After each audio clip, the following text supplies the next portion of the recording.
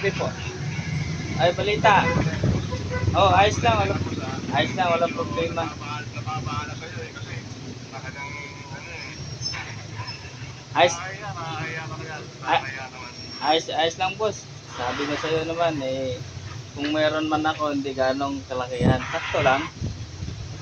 Hindi okay lang naman boss. Apo. Talagang ano lang, ako nahihiya nga talaga ako eh. Kasi sa lahat na ano talaga boss, nagpaang sakali kong talaga ako. Oo. Eh, wala, hindi naman pagkakalit talaga yung buhay.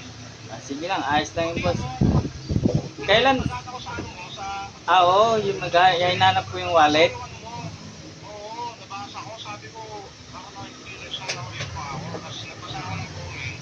Sabi ko, wala naman siguro masama kung parang gusto ko tulong. Pero wala naman akong tulong na hindi ko malaman kung ano yung dapat kong gawin. Oo. Kaya Pero, baka sa amin ako.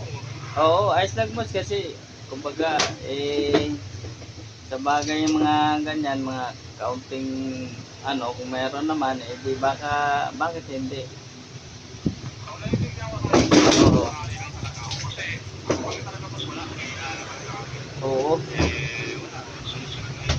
Ano boss, ako boss, sasabihin ko lang din sa'yo, mayroon pa ako isa. Oo. Tapos, separated ako. Oo. Eh, wala eh.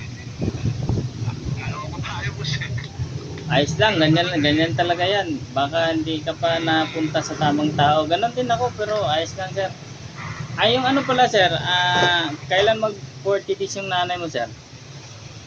Nung ano boss, kaka-40 days na, lumadyas pa nga kami ng isang bilang nung ano pa nga ako ngayon. Kagahapon boss. Okay. Eh, hindi naman ako nakauwi eh. Siyempre, nagsabi na lang ako sa kapatid ko na, tay, pagpasensya niya na muna nga ako. Oo. Talagang wala talaga ako eh. Pinigay ko naman lahat eh. Taga saan ka ba boss? Magsisimba na. Nag-ano ako boss, Cavite. Dito ako sa Cavite. Manila ngayon. Nakikipagsapalakan ako. Okay. May trabaho naman ako boss, pero kaso nga lang, eh talaga, dumating talaga sa point na talagang nagkata talaga eh. Kasi hindi naman natin inaasahan, nakukulangin talaga tayo. Oo, normal lang yan, normal lang. Opo, Pero normal lang.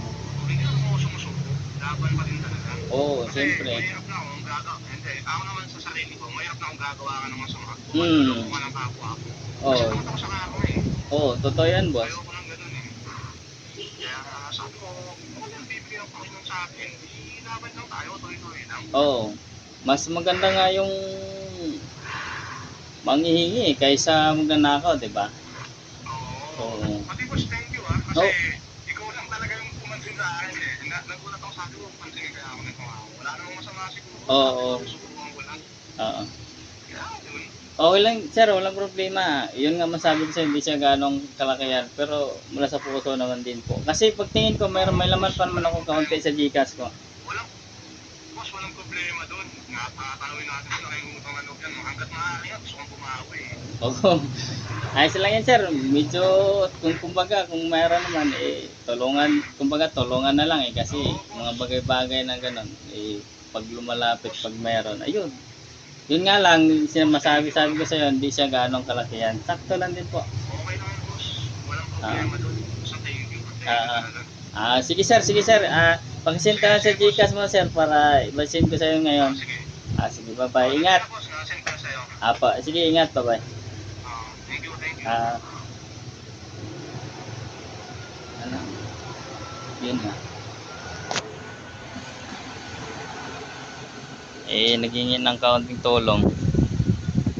Siguro nakita yung post ko sa wallet na naghahanap ako. At saka siguro kailangan niya. Yun, lumalaban pa rin ng patas kasi kahit may problema siya, ginagawa niya is naghanap siya ng paraan, hindi siya gumagawa ng masama. Pero meron naman akong kaunti tira sa Gcash ko, kaysa isusugal ko din matatalo, edi ibigay ko na lang, baka sakaling namang makatulong sa kanya. At saka totoo naman sinasabi niya kasi binibigyan niya ako ng picture ng nanay niya na namatay. Kasi ang sabi niya, kahit kaunti lang daw pamasahe para sa 40 days at masikaso. Yun lang po, laban lang kahit anong hirap sa buhay. Bye bye, thank you.